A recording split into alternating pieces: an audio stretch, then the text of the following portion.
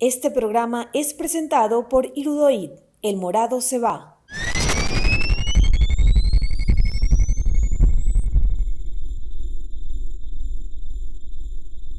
Buenos días, buenas noches, buenas tardes, amigos. Un placer estar con ustedes. Los saludamos desde aquí, desde Caracas, Venezuela, a través de Mundo UR, su podcast Parte Médico, con un nuevo episodio para el día de hoy sobre los temas de salud que siempre son de interés para todos ustedes. Hoy, recordarles los anuncios habituales, nuestras señas, @MundoURWeb, @JulioCastroM, y que salimos en las plataformas de Spotify, Apple Music y YouTube.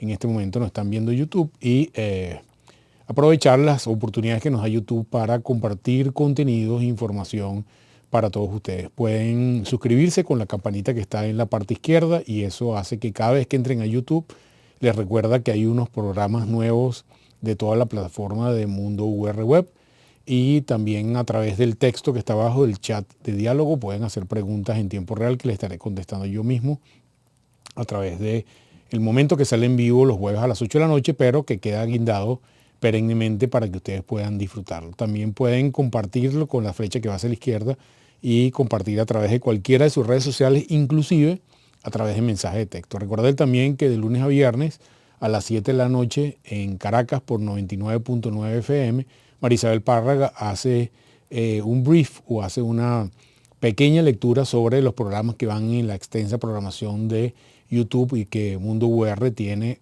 para todos ustedes y que les recomiendo que los vean diariamente. Hoy vamos con un tema que queremos que sea de actualidad, queremos mantenerlos informados. Esto es un tema que está moviéndose en el mundo entero, fundamentalmente en Europa y Norteamérica, que es el tema de las variantes. ¿Qué está pasando con COVID en este momento? Y más que qué está pasando, ¿qué puede pasar?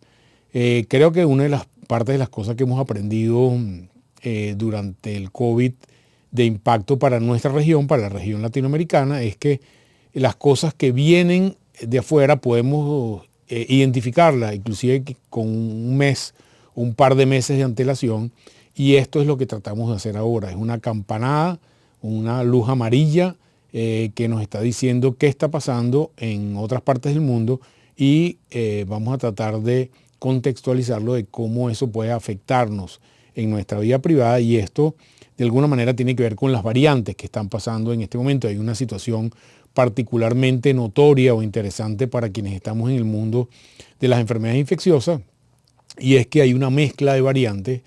Todavía no hay una definición clara de cuál de estas variantes va a dominar o a mantenerse activa, y esto no había pasado antes. Anteriormente, muy temprano en la transmisión de los casos en determinados países, veíamos que una variante predominaba y en adelante sabíamos que esa variante iba a recorrer el mundo entero. En este momento hay un fenómeno que no habíamos visto, como les dije, en esta característica, que le han puesto diferentes nombres. El nombre que a mí más me gusta porque parece algo que nosotros hacemos habitualmente, y es la sopa de variantes, porque hay una mezcla de diferentes variantes interactuando en este momento, pero que además la mezcla tiene una característica particular de la que voy a hablar en este momento. Para hablar un poco de variantes, vi una vez un comentario en Twitter de un experto que me pareció el mejor ejemplo, y es que cuando uno ve diferentes razas de perros, por ejemplo, todos son perros, ¿ok? Pero hay chihuahua, hay gran danés, hay bulldog, hay fox terrier, hay diferentes razas. Todos son perros, todos tienen la misma estructura genética, tienen variantes dentro de la misma familia de los perros, tienen diferentes tipos y lucen diferentes. Unos son grandes, otros son pequeños, unos ladran más, otros ladran menos, unos son de cacería, otros son domiciliarios, otros ayudan a los ciegos, etcétera, etcétera.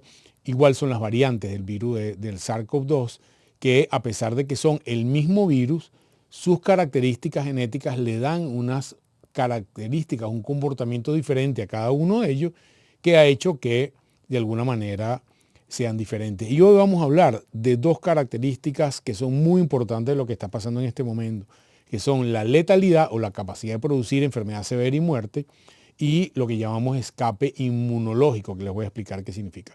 Vamos a ver la primera lámina para que entendamos qué ha pasado con la letalidad. Y en esta lámina lo que estamos viendo es una relación entre el número de fallecidos en relación al número de casos totales en el mundo. Mientras la línea es más alta, quiere decir que la proporción de fallecidos en función del número de casos es más alta, y a medida que es baja, dice que la mortalidad es más baja. Entonces, ahí vemos, superpuesto a la curva de la relación entre fallecidos y casos totales, las diferentes variantes que hemos tenido de SARS-CoV-2 desde que empezó. La gris sería la variante originaria, después tenemos la variante alfa, la variante delta y los diferentes tipos de Omicron que hemos tenido, entendiendo además que las variantes que están en la sopa en este momento, todas son variantes de Omicron, pero que tienen comportamientos particulares uno de ellos. Si ustedes ven después de la variante originaria, que fue la que produjo la mayor mortalidad, de ahí en adelante la mortalidad de alfa, delta un poquito mayor, pero Omicron en general bastante parecida a las anteriores. Es decir, teníamos una idea de que Omicron era bastante menos mortal, pero en realidad no es tan menos mortal como se pensaba. Y lo que cambió de alfa en adelante fue la aparición de las vacunas. Es decir, el cambio entre la mortalidad de la primera gran montaña y las segundas montañas pequeñas, o la secuencia de montañas pequeñitas, lo que cambió entre una y otra cosa fue la aparición de las vacunas. Pero fíjense lo que pasa en este último momento. Llegamos al punto más bajo de la curva, ya donde estamos en la curva rosadita, ¿okay? Que fue con el momento que la Organización Mundial de la Salud dijo que estábamos en el punto más bajo de mortalidad, pero empezó a subir de nuevo. Es decir, a pesar de haber llegado al punto más bajo que habíamos tenido, empieza a subir la mortalidad, y es la razón por la cual empiezan a sonar las alarmas en Europa y en Norteamérica, en Canadá y en Estados Unidos, y explican qué está pasando con eso. En la siguiente lámina quiero que veamos a pesar de que esto es una lámina bastante compleja para nosotros entenderla, pero quiero que entiendan cómo se mide la variabilidad o cuán importante es el tema de la variabilidad genética de las variantes que tenemos ahora. Nosotros podemos medir la variabilidad genética, vuelvo al caso de los perritos, por ejemplo, dentro de los dálmatas. Hay dálmatas que tienen más manchas, menos manchas. Hay una variabilidad genética dentro de cada una de esas variantes. Y en la medida que la variante tiene mayor variabilidad, valga la redundancia, mayor probabilidad hay de que sea o más letal o más transmisible. Y en esta próxima lámina, que es una lámina de un formato de seguimiento genético que tenemos en el mundo para mirar las diferentes modificaciones de varianzas genéticas que tenemos, vamos a ver cómo se mide esa variabilidad, no solamente en términos de la distancia genética que tienen unas variantes en relación a otras, con relación a las otras, al tiempo que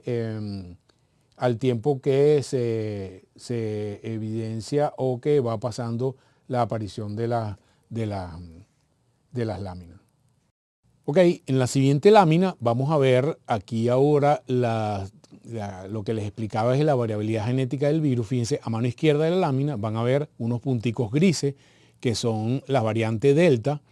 Posteriormente empieza a aparecer la primera variante de Omicron, que es los puntos azules, después los puntos amarillos y después los puntos naranjas. A medida que el tamaño en el sentido vertical aumenta, la distancia genética de las variantes es mayor. Es decir, cuando comparamos Delta, que la distancia es pequeñita, quiere decir que la variabilidad de la variante Delta fue muy pequeña, pero a medida que viene pasando el tiempo, viene aumentando la variabilidad genética, y fíjense todo el tamaño que tiene Omicron, que ya tiene tercera tipo de variante dentro del mismo Omicron, y fíjense cuán importante es la variabilidad genética. Y a medida, como les dije antes, de que la variabilidad genética va aumentando, mayor probabilidad de que nuestro sistema inmunológico no reconozca el virus previamente, y vamos a ver cómo se entiende eso. En la siguiente lámina que vemos esto es más o menos lo mismo. Ahí vamos a ver las diferentes variantes. Ahí vemos, por ejemplo, la variante alfa, que es la moradita, la variante lambda y gamma, que es la gris. Y fíjense todo lo que está en la parte de arriba, que es delta, lo pequeño que es, y fíjense en la parte de abajo derecha, que está Omicron, todo el ángulo que tiene, que implica las diferentes variabilidad genética que tiene Omicron.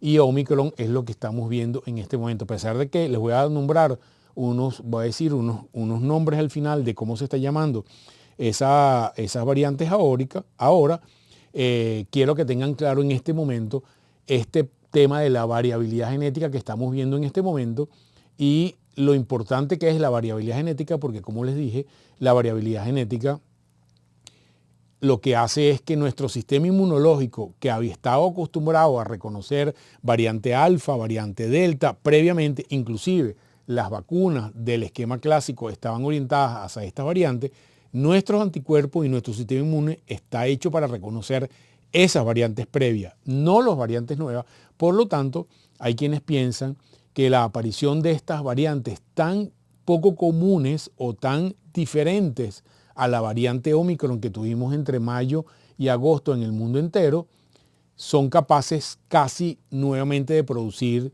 un escenario de lo que pudiera ser inmunológicamente un comportamiento de un nuevo virus. Es decir, a pesar de que sea virus de SARS-CoV-2, su variabilidad genética es tan alta o es tan diferente a la variante originaria que nuestro sistema inmunológico no pudiera reconocerlo. ¿Y por qué estamos levantando esta alerta amarilla o esta llamada de atención? Porque quiero que vean en estos gráficos qué está pasando en Europa y vamos a ver esta primera lámina de lo que está pasando en Alemania. Alemania es uno de los países que se ha comportado mejor en temas de la epidemia y esta es la situación de Alemania para la semana pasada. Fíjense cómo venía, estos son los datos de muertes en Alemania desde que empezó la epidemia y fíjense cómo ha aumentado el número de fallecidos en Alemania en las últimas 3 semanas de una manera muy abrupta y muy importante relacionados con COVID. En la siguiente lámina vamos a ver otro país, este es el caso de Singapur y aquí vemos cómo ha aumentado el número de casos de una forma muy importante en Singapur. Singapur probablemente es uno de los países que durante los primeros año y medio, fíjense que desde marzo del 2020 hasta septiembre del 2022 hubo muy pocos casos porque el manejo es muy estricto de los casos y el aislamiento de los casos y la cuarentena en Singapur, pero a partir de 2021 empiezan a tener nuevas ondas y fíjense el tamaño de la onda pandémica que tienen en este momento. Ese es el número promedio de casos nuevos en Singapur, con la particularidad de que la variante de Singapur, ya les voy a decir cómo se llama, es una variante que está produciéndose fundamentalmente en el sudeste asiático, muy diferente a la que se está viendo en Europa y Canadá. Y en el cuadro de la derecha, en el mismo cuadro, vamos a ver el porcentaje de hospitalizaciones dependiendo del grupo de edad. Los grupos de edad azules y rojos son los grupos de edad de los adultos mayores de 50 años y los grupos verdecito y naranja son los grupos de niños menores de 0 a 4 años. Y aquí, ¿qué es lo que estamos viendo? Que están aumentando las hospitalizaciones y los casos en todos los grupos de edad, cosa que no era común en las variantes anteriores. ¿Qué está pasando en el Reino Unido? Lo vamos a ver en esta lámina. Ahí vemos el número de pacientes admitidos u hospitalizados. Y fíjense, esto es un Twitter de un epidemiólogo que trabaja en el Reino Unido. El número de hospitalizados para octubre de cada año en el 2020 fue 5.600, en el año 2021 6.000 y en el año 2022 llevamos 10.387 hospitalizados en el Reino Unido, lo cual hace de que este sea el peor año de hospitalizaciones en el Reino Unido, producto de, fíjense como ven ahí, ya la cuarta onda pandémica diferente durante solamente el año 2022 en el Reino Unido y también ascendiendo el número de hospitalizaciones.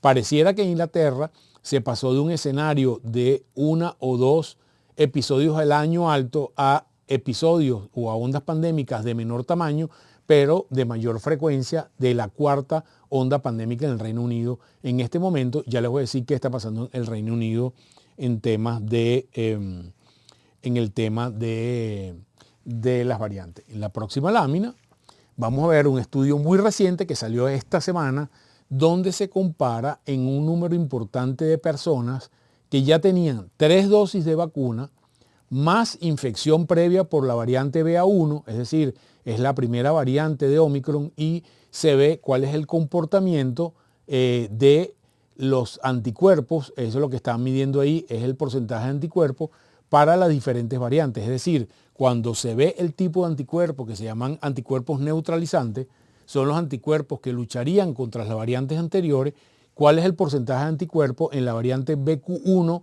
que es la variante tifón, con la variante BQ1.1, que es la variante Cerberus. Estas dos variantes son las que están en Europa y en Norteamérica, y la variante Grifón, que es la XBB, que es la que está en Singapur en este momento.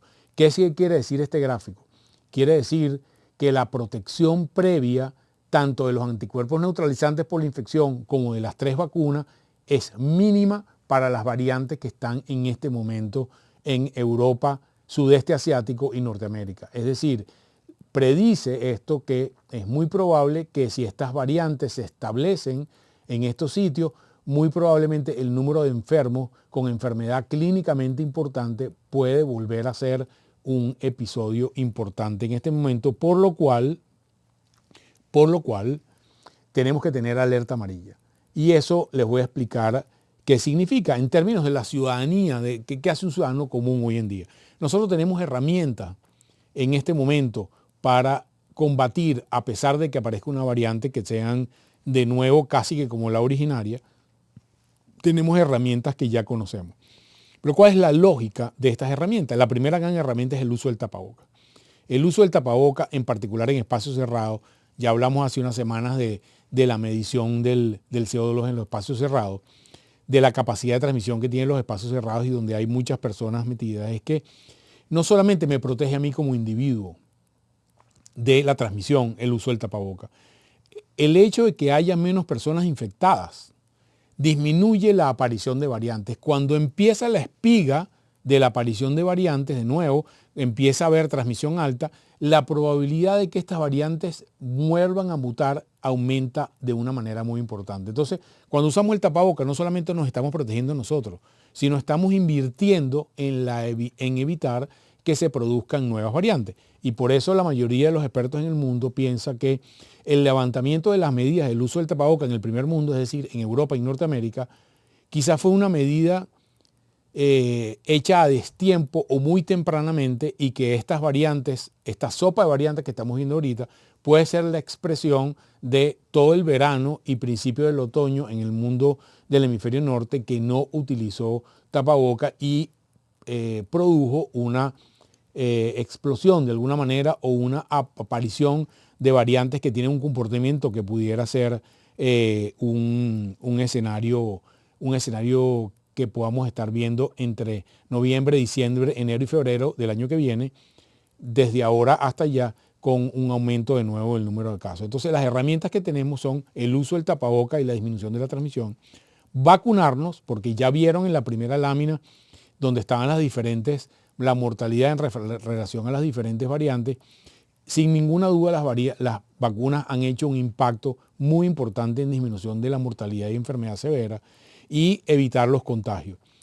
Porque lamentablemente se está viendo en este mundo, en el primer mundo o en el mundo desarrollado, donde se levantó la obligatoriedad del uso de tapabocas, que las personas pueden tener COVID, van a tener un COVID leve, pero la aparición del COVID prolongado y las manifestaciones a largo plazo del COVID prolongado recién las estamos empezando a entender. Entonces, sin duda, utilizar el tapaboca nos protege.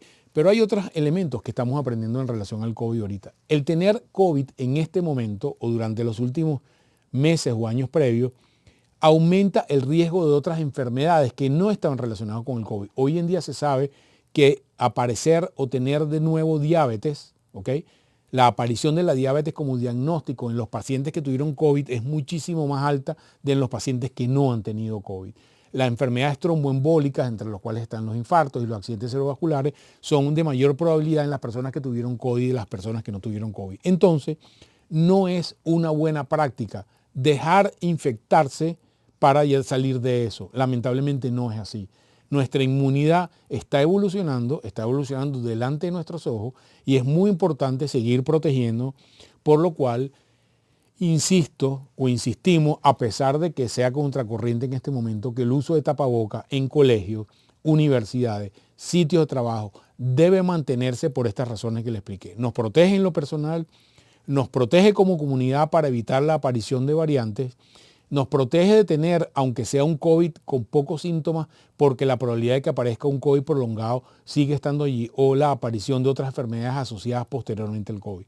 Creo que todavía estamos aprendiendo de cómo se comporta nuestro sistema inmune en relación al COVID, y la información que empezamos a tener en estos últimos mes y medio es que el impacto del COVID sobre nuestra inmunidad pareciera ir más allá de lo que nosotros esperábamos y más largo. Entonces, amigos, esto es una campana de alerta, esto es una luz amarilla, no es para desesperarse, pero sí para tomar normas de cara a las bajas temperaturas que empiezan a aparecer en todo el hemisferio norte, inclusive en nuestro país, y mantener la precaución de la utilización del tapaboca en los espacios cerrados, como ya hablamos previamente, completar nuestro esquema de vacunación, que debería ser al menos 3 vacunas, y las personas de riesgo 4 vacunas, independientemente de nuestra edad, y estar atentos a personas que estén enfermas, no ir al trabajo, tienen que hacerse una prueba de COVID para evitar este tema de la transmisión y el mantenimiento